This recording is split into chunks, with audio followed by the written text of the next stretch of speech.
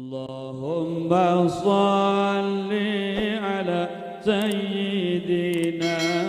Muhammad.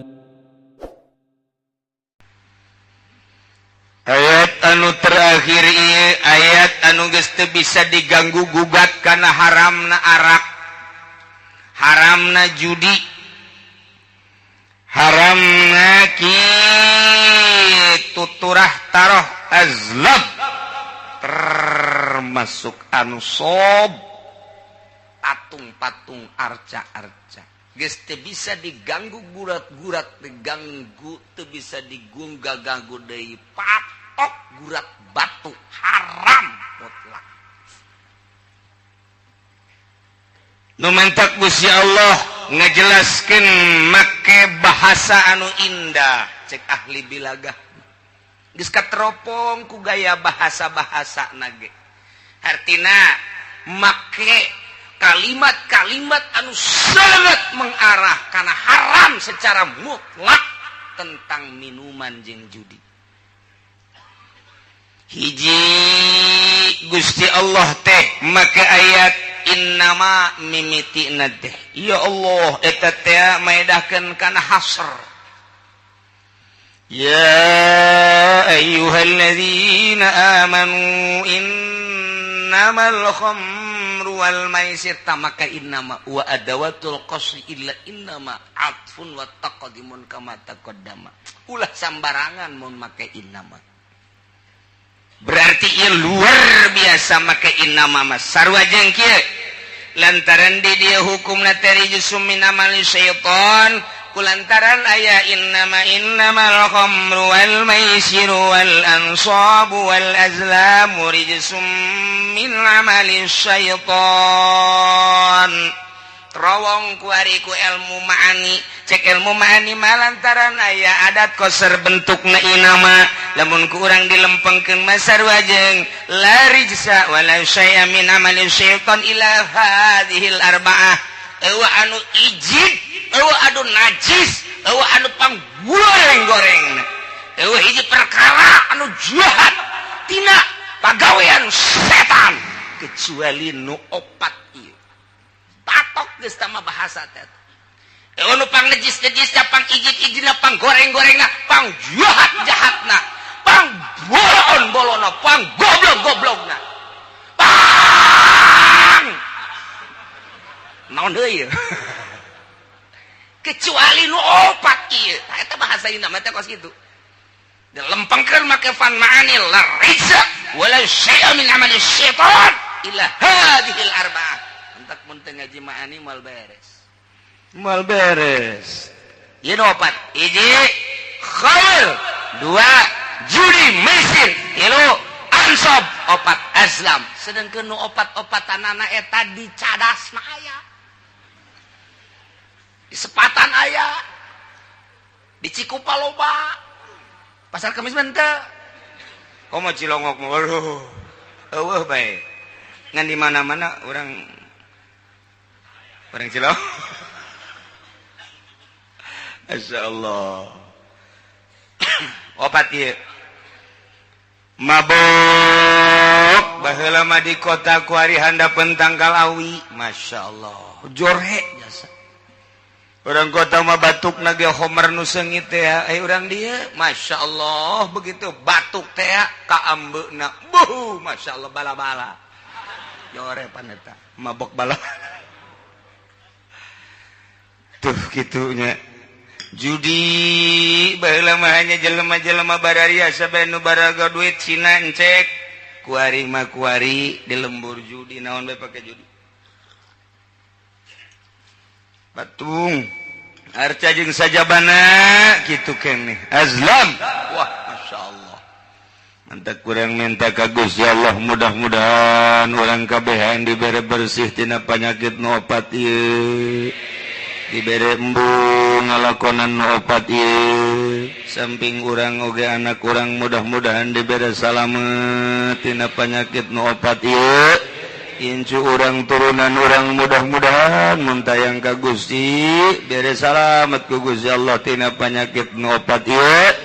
tetangga-tetangga urang nu geus makeun bae mudah-mudahan ku ari mah dibere salamet, dibere cager tina panyakit nu opati lantaran ieu mah mengarah kana neraka. Naudzubillah min hiji. Nomor kedua, arak ieu ku Gusti Allah bisa kompet daunkeun jeung ansop. Arak eta disangkopet daunkeun dihijikeun ayatna jeung nyembah ka patung, jeung nyembah ka berhala. Sedengkeun kapan eta mah musrik ka manukos kitu mah, ieu nginum arak disayatkeun jeung eta, berarti ku benci-bencina jeung ku jahat-jahatna, ku goreng-gorengna dihijikeun jeung perkara nu goreng jasa. Sekaligus Gusti Allah, innamal khamru wal maisir wal ansab wal azlam rijsum min amali syaitan. Coba minum arak jeung judi dihijikeun jeung naon dihijikeun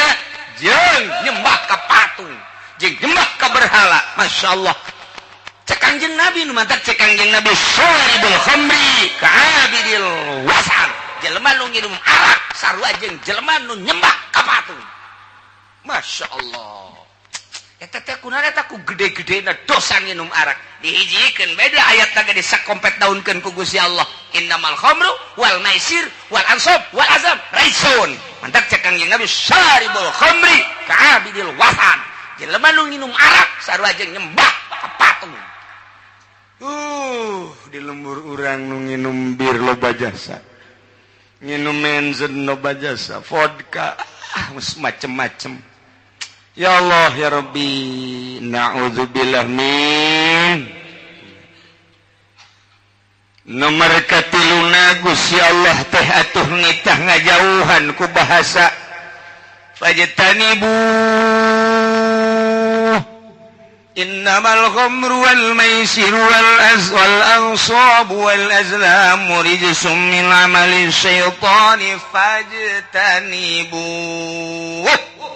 Eta bahasa pajtanibuh teh lamun urang ngaji usul fikih mah eta teh nu kos kitu ngaranna amr sedengkeun. Al amru ma idza utliqa in sarafatan sariful wujub, berarti di dieu teh aya amr nu maedakeun kana wujub, amrun bil ijtinab, berarti di dieu teh zahirna amr teh kapan liut atuh siahay dengekeun ku sia. Urang Cikupa, urang Pasar Kemis, urang Bojong, urang Belaraja, urang Tangerang, sakumna bae. Allah teh geus ngahukuman kana khamar jeung judi jeung ansab jeung azlam eta teh termasuk raisum min amali syaitan. Atuh pantadibu atuh Gusti jauhan atuh goblok. Sarua jeung kitu. Awas ya mun teu make goblok. Eta eta pantadibu amr hei wajib sia ngajauhan.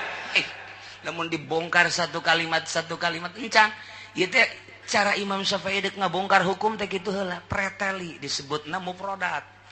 Geus puguh make ilmu sorof, geus puguh make ilmu nahwu, kuari ku urang di mufradat. Make ilmu ma'ani, ilmu bayan, mufradat teh pretel ke mantekan ke timbul be hukum haram. Pan eueuh di dina Al-Qur'an mah wa yahrumul khamru jauh wa yahrumul maisir eueuh ieu mah bahasana innamal khamru wal maisiru wal ansab wal azlamu rijsum min amalis syaitan. Bahasana indah luar biasa. Pajtanibu jauhan atuh kumaneh kadina ditambahan la'allakum tuflihun. Manawa anjeun ai hayang ma anjeun teangan ku anjeun kebahagiaan, berarti ngajauhan tina arak jeung judi bakal nimbulkeun falah.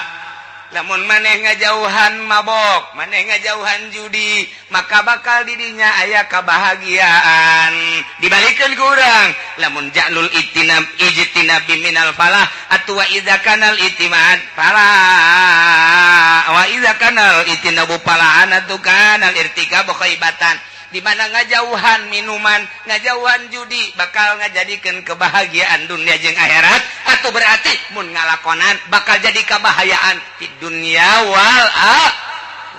gara-gara mabok pisah jeung indungna gara-gara mabok pisah jeung bapana jadi carekan bae ditundung ku bapana si anak mabok bae mabur lain anak aing sia mah anak jurig meureun mun si anak jurig atuh aing jurig meureun ibut indung jeung bapak jeung pamajikan gua pamajikan aja gua kalamun bae dicarekan gua abah dasarna ge mabok malulu indit lah ke situ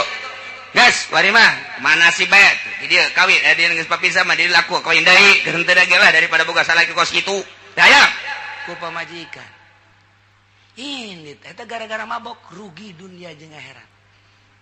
mun gugura kuari diomongkeun ti jati ka dieu nu sok mabok bae nu geus teu bogana naon ieu di duniana bae kuari dina bogana ge puyeng bae ulah nyaho jasa ti jati ka dieu bae ulah wakasa Tangerang heureunan jan nyaho jasa jati koroncong kagambar jasa ku mata hate doyong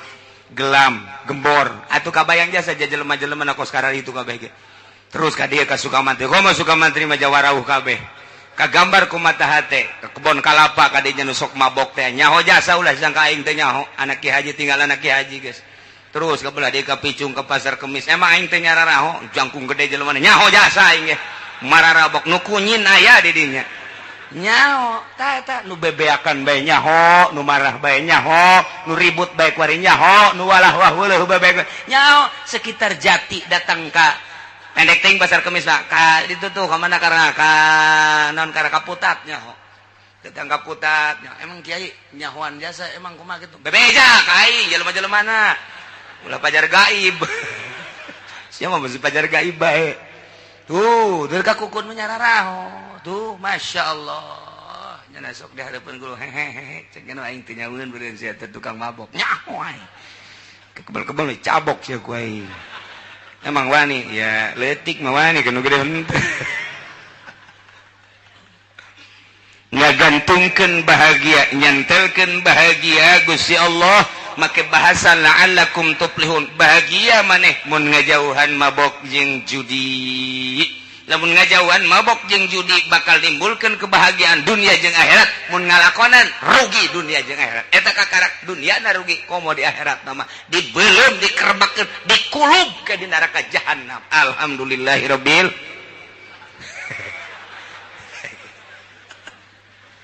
tidak alhamdulillah aja kulubeun tah mah atuh bodoh lah magus ya Allah bae tah tapi tetap orang doakeun lantaran kadang-kadang nu babok jeung nu judi teh kapan terjadi di dulur urang terjadi di kawauh urang terjadi di tetangga urang meureun sedih amat mun urang ka sorga nyana ka neraka sedih ja urut sagulung sagalang di duniana urang doakeun mudah-mudahan anu mararabok boh anak boh incu boh dulur boh tetangga boh kawauh diberi taufik ku Gusti Allah Subhanahu wa taala sehingga manehanana diberi sinar ilahi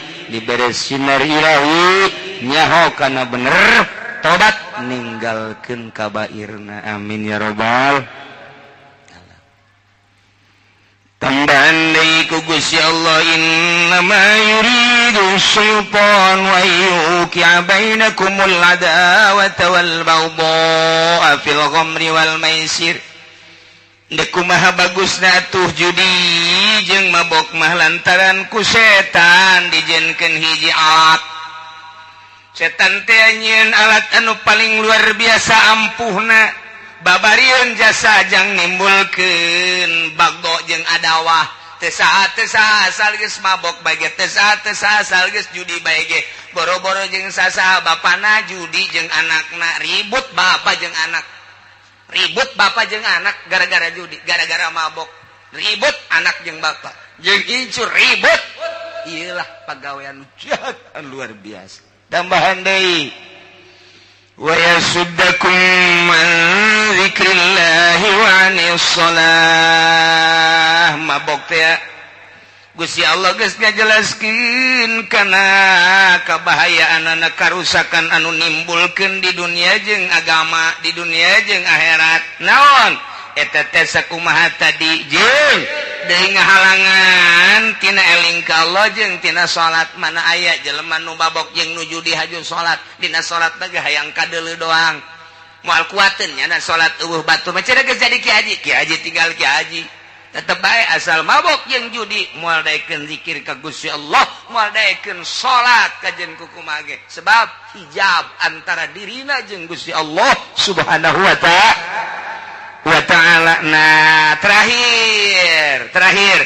wa atii'ullah wa atii'ur rasul. Wahai mukminin sing narurut maraneh kabeh ka Gusti Allah. Allah tegas ngainstruksikeun tadi titah ngajauhan mabok jeung judi, titah ngajauhan ku Gusti Allah teh kana patung jeung azlam. Adu nasib teh ku Gusti Allah diinstruksikeun melalui wahyu ka Kangjeng Nabi urang Kangjeng Nabi Muhammad sallallahu alaihi wasallam. Sok Muhammad Rasul aing nyampaikeun ka sia intina titah nurut ka aing cak Allah wa atii'ullah wa atii'ur rasul, tuturkeun rasul lantaran rasul mah ucapanana lainang di dirina la yantiku anil hawa in huwa illa wahyun yuha. Moal nyarita haram kecuali parentah aing, moal nyarita wajib kecuali parentah aing, moal nyaritakeun sunah kecuali parentahan aing. Aing dek nyampaikeun ka sia teh lantarannya ka sia ngan hese aing teh nyampaikeunana melalui saha ge kecuali melalui rasul. Diutus ku aing seorang rasul Muhammad ngaranna, tuturkeun ku maneh anu ti ku maneh perintah Allah. Awas terutama dina mabok jeung judi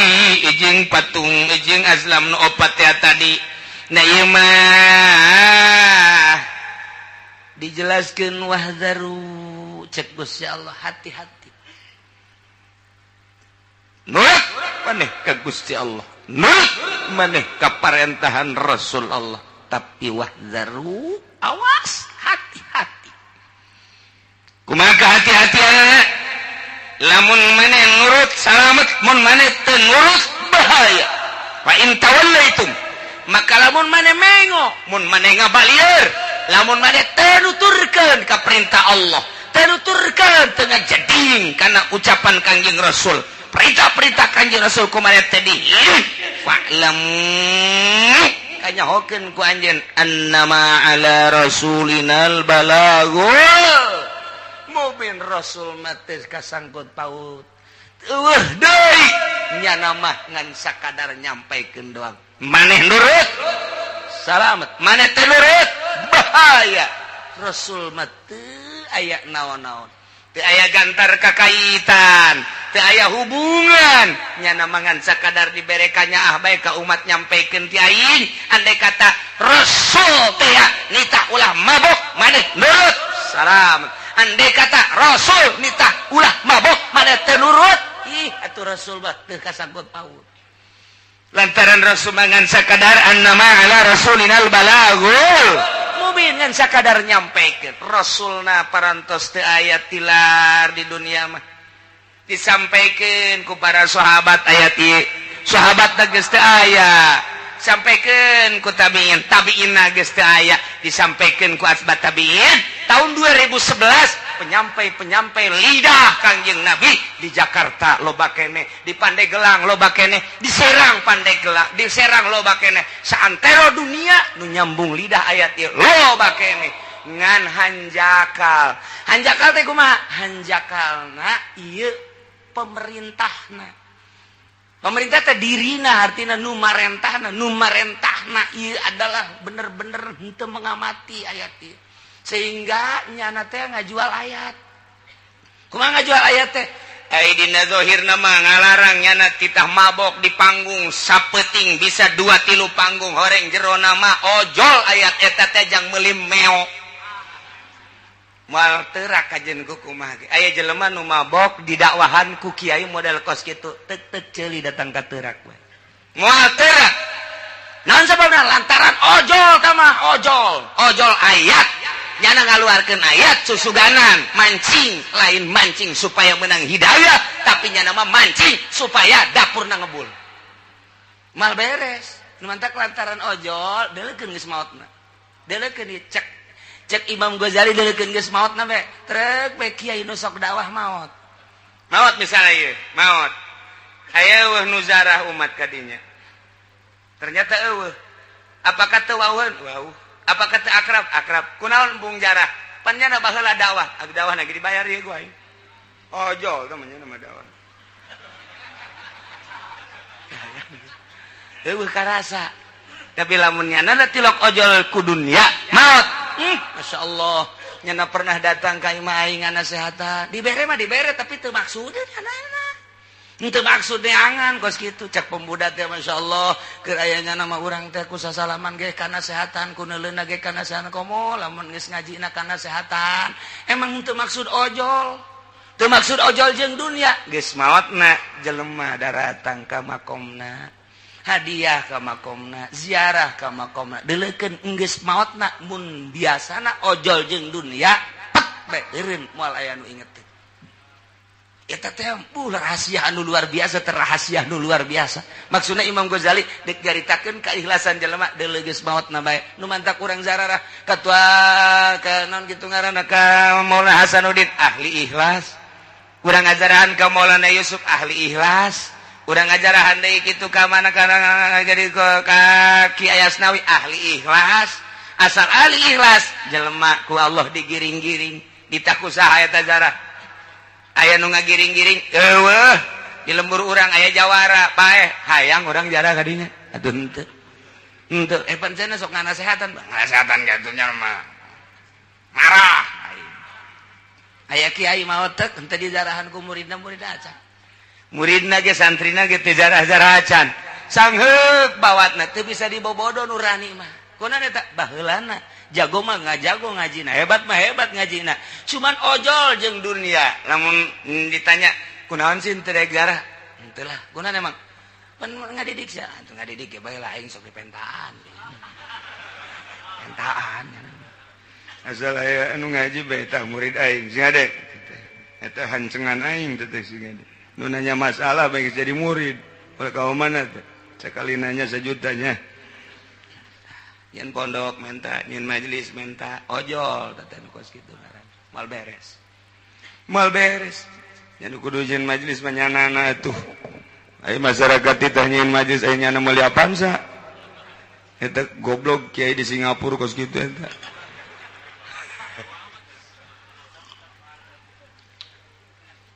ieu mah keur carita masalah ikhlas cek Imam Ghazali sampaikeun geura ayat bakal ngerenyed geura jelema mun nu nyampaikeunna nu marentahna ieu adalah teu ojol jeung dunia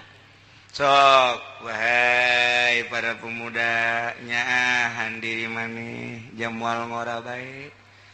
jeung sing hade isuk pageto teh anjeun bakal maot sedengkeun maot teu ngolot teu kolot teu ngora eureunan geura ge mabok ku sakitu bae nyanana teu boga pikiran hayang dibayar dakwahna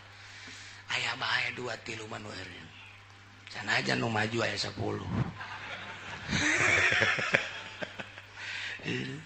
sanajan unggal penting dakwah menasional tapi di benak hatena nyana teh lain eta nu dimaksudna maksudna mah dek numpuk-numpuk harta ieu mah tinggal maksud lain dibere jeung teu dibere lain boga jeung teu boga tapi maksudna sing ada sing kaharti meunang nyokot ti mana eta Imam Ghazali meunang nyokot tina innamal a'malu binniyat jelema mah kumaha niatna jelema ngariung teu niatna naon niatna teh deuk tahlilan nek syiar kemudian diberi berkatna satrek masalah teka bawa teka jinjing gunya ada satrek berkatna atuh loba jasa masalah tetep bae syiar mah kuari mah jelema dek ngariung tapi itu dimaksud berkatna berkat mending mun satrek pugu cau deh mending mun cau nu beureuh mah cau hansip rugi emang cau hansip aya eta kos kitu tah beda niat sing ada niat mantek niat eta sok di non gara-gara sok dibahas-bahas bae ku kiai balikan deui supaya jelas niat urang tibeting dek niat hudang lah yang dek tahajud kasubuhan eta urang geus boga nilai tahajud geus boga pan nilai tahajud masyaallah eta niat jadi kadang-kadang niat eta bakal ngabentuk di akhirat sanajan teu dipigawe niatul mukmin khairun min amali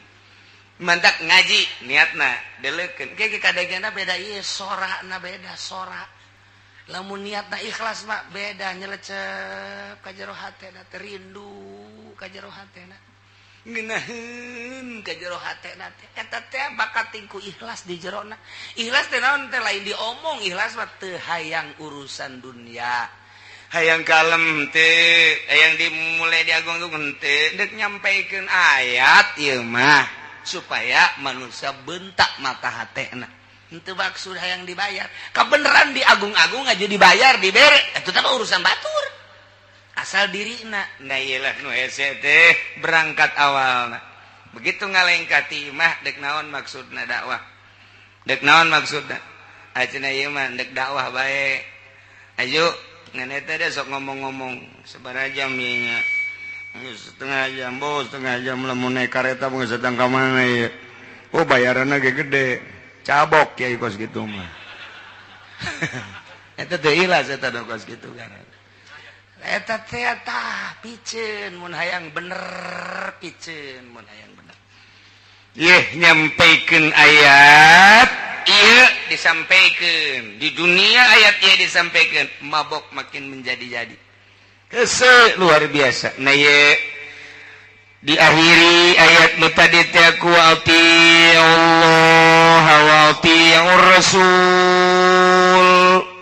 narurut marane kabeh ka Gusti Allah teh ngalarang melalui Kangjeng Rasul minum arak judi wa atiur rasul tuturkeun turut ku maneh Kangjeng Rasulullah wazaru jeung hati-hati kudu rempan maneh kana berbagai permaksiatan lantaran bakal ngejerumuskeun anjeun ulah-ulah di dunia komo di akhirat nama deui bakal sing jarungkel ka neraka jahanam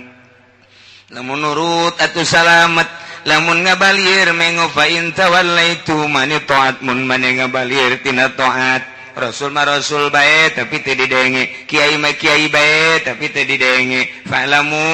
awas aya rambu-rambu tuh hubunganna naon Kangjeng Rasul mana ma'ala rasulinal balagul mubin Kangjeng Rasul mah hanya sekedar nyampaikeun doang atuh ari katarima salamet namun teu katarima atuh bahaya lantaran fajaza hukum alaina cek Gusti Allah adapun babales aranjeun kabeh mah eta adalah tanggung jawab kula nurut maneh kukula bakal disalametkeun ka surga teu nurut maneh kukula dijangjian kukula teh bakal dikanarakakeun sakitu bae Rasul mah teu aya patula-patalina naon kitu kene kiai ngalarang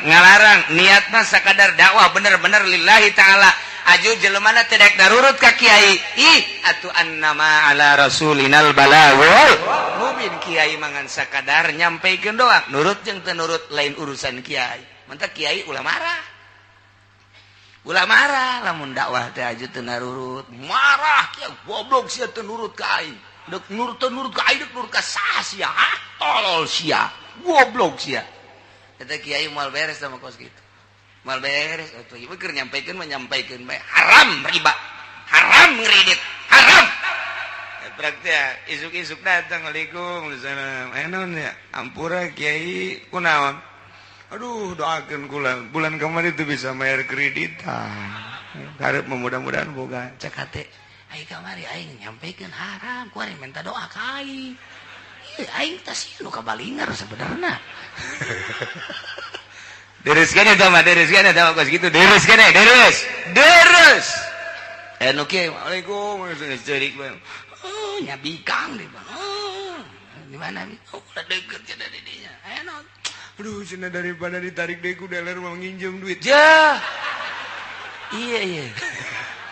Aduh, boga salah kita henteu si budak.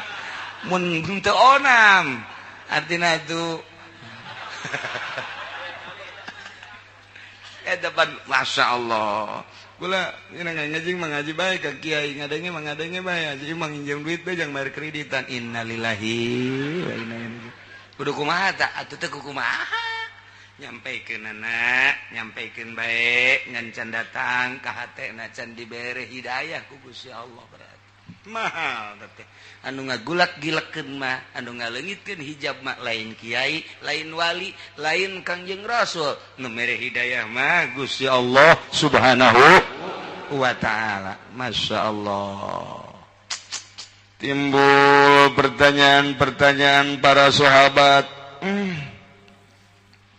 Urang alhamdulillah cek para sahabat teh kazamanan karena ayat innamal khamru wal maisir sehingga orang sadar nu tadina osok mabok eureun tadina sok judi eureun tadina nyembah ka patung areureun tadina dunus nasib ngundi nasib baju areureun ku ari mah kulantaran urang nyaho kana haramna ngan ieu ayeuna mah fakaifa bi ikhwanina alladzina matu wa hum yashrabuna al khamra wa yaquluna malal maisir. Eta dulur urang tetangga urang nu kamari ieu mararabok kamari ieu jararu diaju ku ari parae eta kumaha kamari ieu meme diharamkeun nyana mabok aju pae nyana judi duitna pake dahar dirina pamajikan jeung anak pae eta kumaha nya ai urang mah kuari geus areureun ieu jageus jaho ieu kana haramna ai eta bapa urang emang urang uwa urang kawau urang anu baheulana mararabok paeh kumaha eta iman mah iman ka Gusti Allah tapi can turun ayat saklek haramna arak nyana kaburu paeh kumaha nya eta jol be ayat ieu laisa 'alal ladzina amanu wa 'amilus solihati junahun fima ta'imu إذا ما اتقوا وآمنوا وعملوا الصالحات ثم اتقوا وآسنوا والله يحب المحسنين.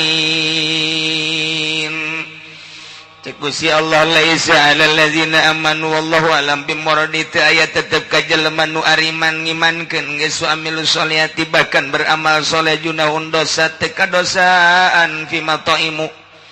dina sagala rupa hasil-hasil nu kumanehanana di dahar lamun dina arak mah kunyana diinum nginum arak wal maisir hasil daripada judina kunyana di dahar dirina jeung pamajikan keluarga eta mapan qoblatari memeh diharamkeun artina jelema nu baraheula iman ka Gusti Allah jeung Rasulna bahkan nyana ngamal soleh ngan encan turun ayat kasaklekan haramna diharamkeun nginum arak jeung judi kemudian nyana kaburu maot cek Gusti Allah laisa junahun teu dosa 'alal ladzina amanu wa 'amilus sholihat bagi jelema nu ariman terus amal soleh fima ta'imu dina naon nu kunyana nu diinum arak diinum hasil judi kunyana di dahar asal idza mattaqau wa amanu wa 'amilus sholihat di mana aranjeuna takwa di mana aranjeuna iman di mana aranjeuna beramal soleh asal iman takwa beramal soleh masalah lantarannya maot memeh diharamkeun secara mutlak dikuatan deui ku Gusti Allah summa taqaw amanu inget yang penting mah takwa jeung iman modalna syaratna asal takwa jeung iman tambahan deui ku Gusti Allah summa taqaw ahsanu nu penting mah takwa jeung ihsan nu mantak aya 3 di dieu teh ittaqau teh loba amat aya rahasiaan teh barang dibongkar ku ilmu bilagah mah nomor kahiji aya idza mattaqau wa amanu wa amilus sholihat nomor kadua summa taqau wa amanu nomor katilu summa taqau wa ahsanu ai aya 3 ittaqauna loba amat atuh cukup bae hiji ittaqau anu awal mah eta adalah jang pribadina ittaqau nu kadua mah jang pribadi jeung halayak rame ittaqau nu katilu mah jang dirina halayak rame jeung ngalaksanakeun ihsan nu mantap aya iman aya Islam aya ihsan aya syariat aya tarekat aya hakikat selalu kitu bae dina Al-Qur'an teh nu mantak di dieu ge aya 3 ittaqauna ittaqau nu pertama ittaqau iman ittaqau nu kadua ittaqau Islam ittaqau anu katilu ittaqau ihsan nu mantak ittaqau nu pertama ittaqau syariat ittaqau nu kadua ittaqau tarekat ittaqau nu katilu ittaqau hakikat mantak ge ieu aya ihsan terakhir mah ihsan hakikat ye summa taqaw wasanu ngan kabladina istimewa Gusti Allah wallahu yuhibbul muhsinin Allahumma mika cinta jeung mika resepna teh ka jelema anu nyieun ihsan berarti anu ittaqau binafsihi masa kadar takwa jeung iman jang dirina masih diproses engke di akhiratna nomor kadua ittaqau anu kadua jang bigoirihi jang bisa merean ka batur nyaritakeun ka batur tapi dirina mancan ihsan masih diproses ku Gusti Allah anu henteu diproses mah anu meunang mika dikit cinta Allah ia adalah jelema anu ittaqa amal soleh iman termasuk ihsan ialah wallahu yuhibbul muhsinin nu kumaha ihsan ihsan anta budak Allah kana katarahu wa ilam takun tarahu kana hu yaraka maneh ibadah ka Allah seakan-akan neuleuh ka Gusti Allah mun can bisa seakan-akan dideleukeun ku Gusti Allah berarti teu pernah bae aya mimpar-mimpar urusan dunia teu ojol nyampaikeun Qur'anna teu ojol nyampaikeun ayatna teu ojol nyampaikeun hadisna jeung urusan keagungan kemuliaan jeung teu ojol kana urusan dunia ihsan sieun ka Gusti Allah bahkan mun dibere duit ge sieun nya nama Waalaikumsalam ti mana ye ti atut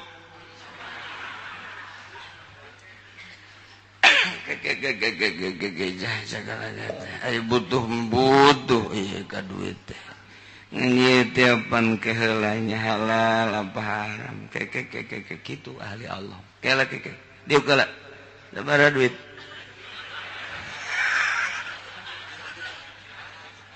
yang dibuka teh bu emang tarima bente sabaraha duit teh barang dibuka teh 1 juta lah leutik 1 juta mun 5 juta mah bejakeun ka atut daek 1 juta mah mung panai 5 daek kagok ka neraka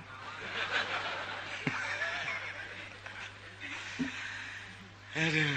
nengan daftaran we cenah daftaran eta naon kadang-kadang KTP maksudna dek di umroh-umrohkeun ieu umroh jadi ganjaran apa henteu kunaon teu berpikir masya Allah ieu ayat lain lalagaan Gusti Allah cukup bae ieu teh make ittaqauna hiji bae cek ahli bilagah mun hiji ge cukup tapi make ayat 3 ieu teh lain lalawara ya Allah ya Rabbi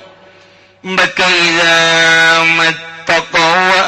amanu wa amilus solihat hiji mereka 2 summa taqaw wa amanu 2 mereka 3 summa taqaw wa ahsanu masya Allah 3 ittaqauna ge hati-hati sing rempan maneh awas hati-hati kana berbagai paharaman jeung permaksiatan imankeun ku anjeun beramal anjeun kana amal anu soleh hiji berarti syariat tambahan deui ku Gusti Allah summa taqaw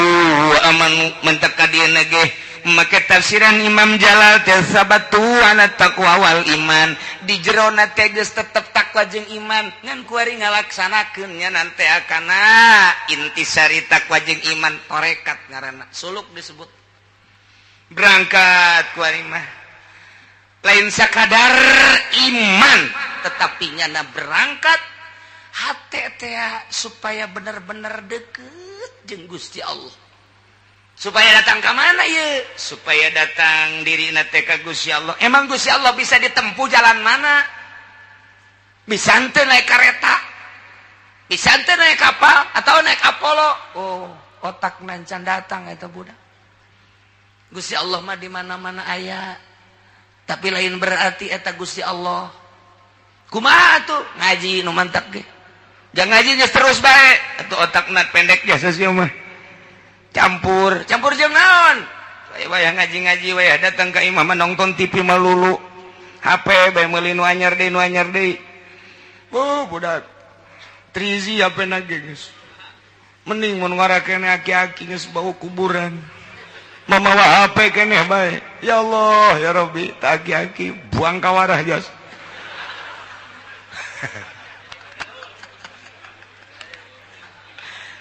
itu para rantes aki-aki bawa HP Gusti ya Allah nu aku ya pasti aing dipake ka gredet ya ku Amerika naon sebabna perusahaannya napaan waduh bahaya ieu cenah kiai ngalarang meuli HP waduh aing nyeunan HP kunyana dilarang aing mah ngan ngalarang doang ieu meka ya tetep kiai ajina ge meuli bae ngan ngomong bae heulanan ieu mah lamun deuk bener-bener nyana make ittaqaunu kadua tenden HP selamat berpisah aku mendengar pengajian dari kiai ternyata engkau harus pisah dengan berat hati aku terpisah denganmu tetapi demi menuju Gusti waduh engkau akan aku tinggalkan tapi ai dijual mah moal si HP besi aing hayang deui setengah hate teh jelema teh setengah hati kudu nalan pican plus meuli deui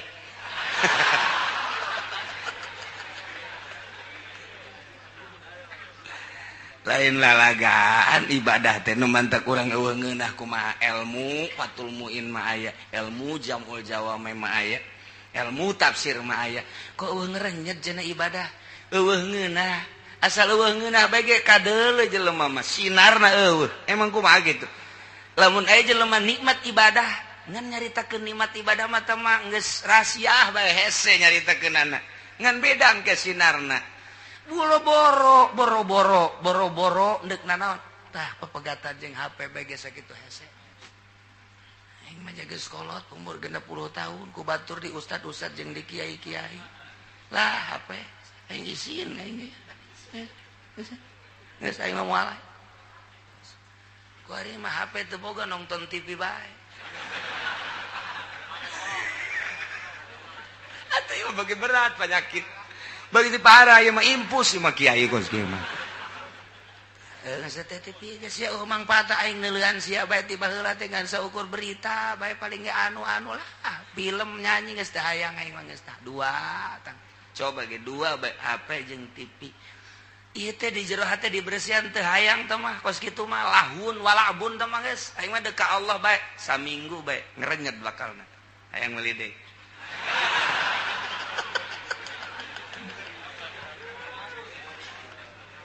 aduh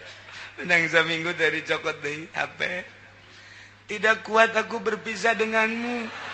jaringanku kurang sehingga undangan ngeriung kok enggak ada yang biasanya kayak ondo sama kos gitu itu bisa pepegatan ndek menuju ke Allah kudu aya anu ditinggalkeun kadanan ninggalkeun dunia secara total keheureuyan nu kitu bae heulangan lah cenah disebut ortodok geun bae disebut ortodok ge tereh paeh ieu daripada disebut modern haju paeh modern ka bawa ka ditu hanas ibadah teu ngeunah pikir tak ku otak ya Allah ya Rabbi ye ndek naon ye ieu mah keur carita summat taqaw wa amanu tingkatan kedua tingkatan kahiji mah eta tadi engke aya proses keneh bae Allah teh ieu tilu teh aya rahasiahan ngan saeutik bae dijelaskeun ku Imam Jalal teh coba deuleu tafsiran di kitab-kitab lain tentang ayat ieu masya Allah teu sembarangan Allah nenden tilu takror teh tapi takrorna teh takror teh budak balik takau deui mun eueuh rahasiaan moal dipuat di dieu tah tingkatan kahiji mah nu tadi teh ya takwa iman tapi tetap nyana masih biasa kena baik cuman di mulut tidak sampai di hati waduh sedangkan kan dari mata turun ke hati sia ngarora keneh mah kitu aku hari mah teh geus beres tah eta mah geus tah wa summat taqau wa aman pelaksanaan ieu teh duh anu kamari teh maharim dilaksanakeun ku ari mangis menuju ka Gusti Allah lah tah dibere duit ge ieu teh saha teh anu henteu mah rada gede dek leutik henteu bae kula nu lumayan jeung nambahan meuli apaan sa henteu aing ka jeung teu make apaan sa naik angkot aing geus henteu bae cek aing henteu bawa ka ditu sugan hayang ditamban teh hayang soalnya atutna kawin jeung aing kadang sakit atuh misalna lain ti atut bae sarua ti wahidin ge ulah urang pilih sesuai jeung nurani abeh urang di dunia beres di akhirat henteu dicarekan ku Gusti Allah ieu mah jang santri bejang santri anu lain santri mah teh nyaho nu hukum jang kiai atuh mimbabi komo santri mampan nyaho ieu duit kos kitu teh beres ulah peureum manta kunaon peureum sakedeung deui 2 bulan deui peureum iya peureum sabelah mata mangintip ngaranna aya nu kieu bae cenah aya di ditu cenah aing kiai batur mah aing di ustad aya anu pae ngundang ka aing ngariung ka aing muludan ge aing kaundang tapi ieu aing can diambeun meureun nya jen can ti kulon can aya ti wetan can aya aing mah meureun kunya lain pajar jelema kadal meureun dek ngeunaheun kumaha ibadah ikir carita summat takau panyakit eta teh kos kitu teh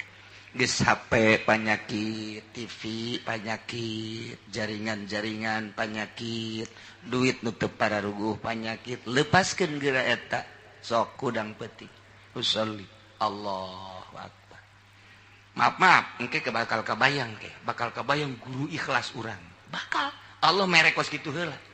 teu bae kiai anu mah meureun ngeunaheun soal aya engke di jero hate Allah tambah ikhlas eta teh dorongan moral anu ku Gusti Allah ditambahan ka hate urang naek urang tek komo wali meureun Allahu akbar lain ngahayal aya ngahayal mah bahaya tek bae ka ditu Kangjeng Nabi mah di Guha Hira sorangan meureun ku nikmat-nikmatna teh ibadah Allahu akbar geus ngeunaheun ibadah moal bisa lamun aya hahalang Allahu akbar kamari 500 lamun ka panggiri asana 1 juta ya iraha ya undangan deui nya hayalana kos kitu beda ieu mah kula mah alal haq bae beda ke tapi pemikiran beda Allahu akbar HP nu eta kekerbek anu anyar sabaraha duitnya buatan Cina sih sabaranya cak batur bagus tapi teu rusak kajeun lah isuk bae gitu moal beres cak aing moal komo anu ngabe Allahu akbar ting tong saeta iya kana ampun doa ya ting tong wa iya kana saya urang gitu salat tek ceuli datang ka ikhlas bae ge ieu keur carita urang lalagaan beda engke jeung beat mah dina tarekat lain deui doktrin ieu mah keur carita dilalagaankeun bae pikir ku urang moal bisa kajen ku kumaha ge mantak aya jelema norekat boga HP pabatola torikotuhu batal kajen teh zikir 9.000 ti peuting boga HP batal cak aing batal deuleu persyaratanana cenah saya teh wah di torekat hebat teh batal ieu mah teh saha cenah nya mah udang-udangna ge gede geus muka sapah oh bohong deuleu syarat daya 40 persyaratan masyaallah lain haram henteu HP ba TV henteu haram zatiahna jatuh najis teu naon teh mah kos kitu mah tapi bagi nu norekat teu meunang badak amun aya kiai hebat sorbanna ge ngangsar ka handap tapi make kene HP geus ieu mah syariat kene ieu mah bangsa nu pidatona hayang duit ieu mah nu kos kieu mah geus kabaca ieu mah kabaca keur carita nomor kedua summat taqwa man lain lalagaan nomor katilu mah geus jadi summat taqwa sanu sieun ka paharaman Cieun kepermaksiatan khususna nu opat tadi umumna kuliah hing para mah. Kemudian manehanana teh geus ngalaksanakeun perjalanan nu tadi teh kuari mah geus asa deukeut jasa jeung Gusti Allah pan urang teh diangkat jadi wali karas. Mentak dipertanyakeun jelema sih jadi wali karasa apa teh karasa jadi wali teh aya nu henteu ngarasakeun eta keur nutup-nutupan karasa mana karasana asa eueuh dunia teh nu aya ngan Allah doang geus nyana teh engke asa kaduhung hirup nu kamari ieu duh aing eta Imam Ghazali caritakeun kos kitu Imam Ghazali geus diangkat jadi hujatul Islam tapi can jadi wali begitu trek jadi wali eta nu kamari magahan ngaji teh eta mah dosa aing magahan ngaji aing ngarang eta teh dosa aing dosanya na kos kitu teh eta ngarasa dosa sebab orang teu ngeunah tama ibadah kos ketika nah ini na ieu we ibadah nu bener mah ieu cekena tuh ya Allah ku ngeunaheun ibadah teh geus teu boga pikiran naon iyalah summat taqau wa sanu sedengkeun ka dieuna Gusti Allah wallahu yuhibbul